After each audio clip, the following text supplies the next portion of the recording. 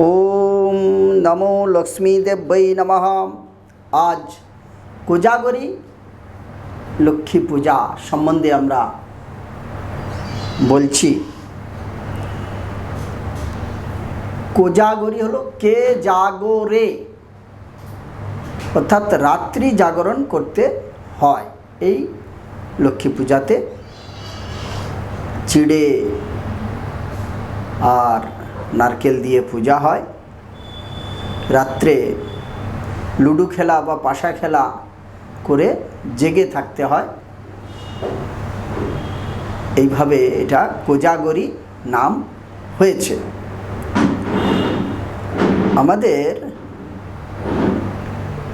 বেশিরভাগ বাড়ির মায়েরাই এই পূজা করে, এই জন্যে এটাতে ঘণ্টা বাদ্য নিষেধ। পুরাণ কাহিনীতে কোনো জায়গায় মহালক্ষ্মী পূজা, যেমন দেবীর তিন শক্তি যেটা বলা হয় মহাসরস্বতী, মহাকালী, মহালক্ষ্মী, সেক্ষেত্রে মহালক্ষ্মীর পূজা কোনো ঘণ্টা বাদ্য নিষেধ এরকম পুরাণ কাহিনীতে নেই। কিন্তু মায়েদের পূজার জন্যে সাধারণভাবে গোপনভাবে যে পূজাটা মায়েরা করে থাকেন তাতে এই ঘণ্টা বাদ্য নিষেধ বলা হয়েছে।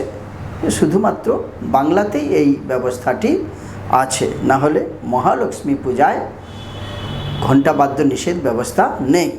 যদি কোনো পণ্ডিত তার সঙ্গে লক্ষ্মী পূজার সঙ্গে সত্যনারায়ণ পূজা করেন বা শালগ্রাম শিলা নিয়ে আসেন, পুজো করেন, সেক্ষেত্রে যদি ঘণ্টা বাদ্য করে বা অন্যান্য দেবদেবীর পূজার ক্ষেত্রে তিনি করবেন, কোনো সাধি বঞ্চিত দেবতা পূজা করবেন, যদি ঘণ্টা বাদ্য করে তাতে কোনো দোষের হবে না।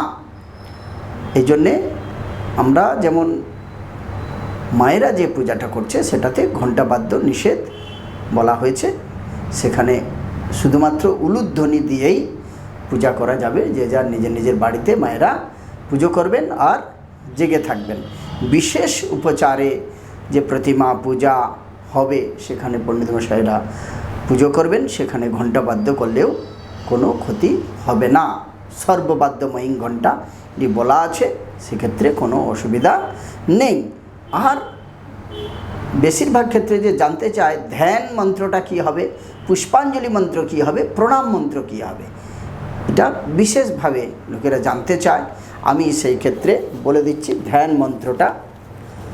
ওং পাশাক্ষ মল্লিকাম্ভোজ সিন্নিভোজমসম্ভয় পদ্মাসনস্থং ধায়েৎ শ্রিয়ং তৈলক্যমাতরম গৌরবর্ণং স্বরূপঞ্চ নানালঙ্কারভূষিতম রুক্ম পদ্ম ব্যগ্রকরাং বরদাং দক্ষিণে নতু।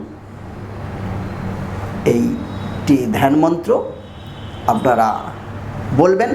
আর মায়েদের জন্যে ব্রতকথা বইতে পদ্যের ছন্দে ধ্যান মন্ত্র দেওয়া আছে, সেটিও বলতে পারেন। মন্ত্র হলো মন্তর, মন থেকে বলাটাই প্রয়োজন। আর পুষ্পাঞ্জলি মন্ত্র হলো নমস্তে সর্বদেবানাং বরদাসী হরিপ্রিয়ে জাগতিস্তৎপ্রপন্নানাং সামে ভূয়াৎ তদর্চনাৎ। এষ পুষ্পাঞ্জলি অত্র পূজিত দেবদেবী সহিত লক্ষ্মী দেব্যই নমো নমঃ, এইভাবে বলবেন।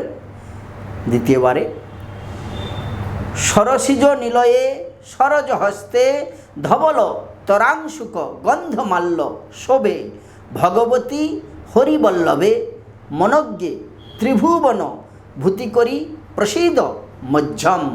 এষ পুষ্পাঞ্জলি গণেশাদি পঞ্চদেবতা সহিতায় লক্ষ্মী দেব্যই নমো নমঃ, এইভাবে দ্বিতীয় মন্ত্রটি বলবেন।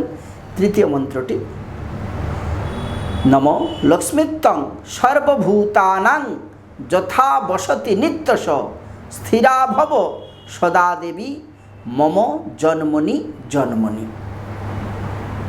এষ পুষ্পাঞ্জলি সর্বদেবদেবী সহিত সবাহনায় সপরিবারায় লক্ষ্মী দেব্যই নমো নমঃ, এই বলে পুষ্পাঞ্জলি শেষ করবেন। আর ক্ষমা প্রার্থনা করবেন, যেমন হয় সব মন্ত্রের ক্ষেত্রে সব জায়গায়। মন্ত্রহীনং ক্রিয়াহীনং ভক্তিহীনং সুরেশ্বরী যৎ পূজিতং ময়া দেবী পরিপূর্ণ তদস্তু মে। আর প্রণাম মন্ত্র বলবেন, বিশ্বরূপস্য ভর্যাসি পদ্মে পদ্মালয়ে শুভে সর্বতোপহিমাং দেবী মহালক্ষ্মী নমস্তুতে। এইভাবে প্রণাম মন্ত্র বলবেন, আপনারা পুজো করবেন। কোজাগরী লক্ষ্মী পূজা পূর্ণিমা থাকতে করবেন। আর দিনের বেলা যদি সুবিধা হয় দিনের বেলাও করতে পারেন, সন্ধেবেলাও করতে পারেন। যাদের যেমন শারীরিক অবস্থা দেখে, পারিবারিক অবস্থা দেখে, সময় দেখে আপনারা করবেন, ওতে কোনো অসুবিধা হবে না। যেমনভাবে পারবেন তেমনভাবে করে রাখতে হবে। ধর্ম আপনার ধারণ করতে হবে, ধর্মকে রক্ষা করতে হবে। যেভাবে সুবিধা হয় সেভাবে করবেন, প্রয়োজনের হিসাবে দেখবেন, কারণ কর্মব্যস্ত লোকে থাকে, তো সেই জন্যে সেই হিসাবে করবেন, আপনাদের মঙ্গল হবে। আর মা লক্ষ্মীর সঙ্গে কুবের আয়নম ভাবে কুবেরের মন্ত্রটিও বলতে পারেন। আবার কিছু কিছু পণ্ডিতের মতে কুবেরের পূজা করা নিষেধ এরকমভাবেও বলা হয়। তো সেই জন্যে আপনার বিশেষভাবে কুবেরের পূজা না করেও লক্ষ্মী দেবীর পূজা করতে পারেন। এই বলে আমি এই কোজাগরী লক্ষ্মী পূজার ছোট্ট ভিডিও আপনাদের উদ্দেশ্যে বলছি। আপনাদের সবার ভালো হোক। জয় মা লক্ষ্মী।